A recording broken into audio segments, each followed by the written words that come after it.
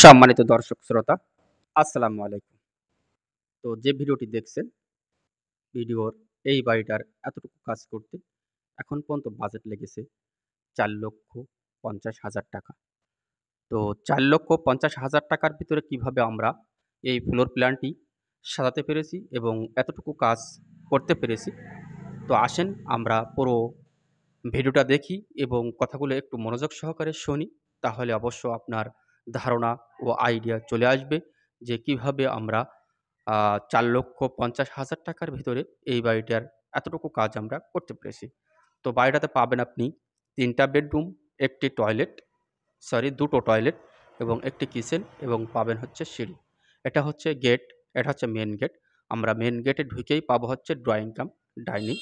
তো বাড়িটা মূলত ১৩ টা কলামের উপরে আজকের এই বাড়ির ফ্লোর প্ল্যানটি সাজানো হয়েছে ১৩ টা কলামের উপরে। তো ঢুকে আমরা পাবো হচ্ছে ড্রয়িং কাম ডাইনিং এবং এই ড্রয়িং কাম ডাইনিংটাই করা হয়েছে সেফটি ট্যাঙ্কি। তো সেফটি ট্যাঙ্কি এবং ড্রয়িং কাম ডাইনিং এর নিচেই করা হয়েছে সেফটি ট্যাঙ্কি। আমরা ডাইন সাইডেই ১ম এ উঠেই পাবো হচ্ছে সিঁড়ি। সিঁড়ির কাজ অবশ্য এখনো করা হয়নি, রড রাখা হয়েছে। তো বাড়িটির দৈর্ঘ্যের দিকে জায়গার প্রয়োজন লেগেছে ২৮ ফিট, প্রস্থর দিকেও জায়গার প্রয়োজন লেগেছে ২৮ ফিট।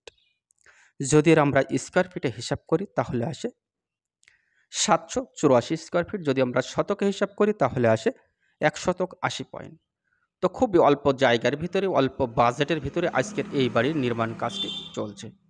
তো আসেন আমরা কি জন্য আগে গাঁথনি করে নিয়েছি। যে কলমের বাড়ি হয়তো আপনারা ভাবতে পারেন যে ভাই যে আপনি তো কলম করে নিছেন, ছাদ করে নিলে পারতেন। তো না, অবশ্য আমরা গাঁথনিটা করে নিয়েই ছাদটা করব।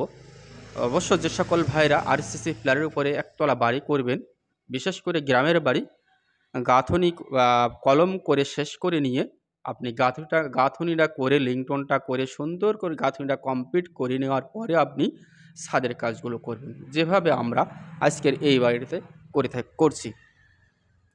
তো বাড়িটা মূলত ২ তলা ফাউন্ডেশন দিয়ে করা হয়েছে। এটা হচ্ছে সম্পূর্ণ গ্রামের ভিতরের একটি বাড়ি, গ্রামের ভিতরের বাড়ি। তার কারণ আমি সামনেরটা আপনার সামনের ফুটেজটা সঠিকভাবে দেখাতে পারিনি। তো এটা হচ্ছে টয়লেট, এটা হচ্ছে রুমের সাথে অ্যাটাচড টয়লেট। টয়লেট মূলত ২ টো দেওয়া হয়েছে। পিছন সাইডে পাবেন ২ টো বেডরুম এবং সামনের সাইডে পাবেন ২ টো বেডরুম। তো প্রত্যেকটা রুমে জানালা ইউজ করা হয়েছে ২ টো করে। জানালার সাইজটি দেওয়া হয়েছে ৪ ফিট বাই ৪ ফিট এবং এটা হচ্ছে কিচেন। কিচেন তো দেখতে পাচ্ছেন যে কিভাবে আমরা কিচেনটি সাজাবো।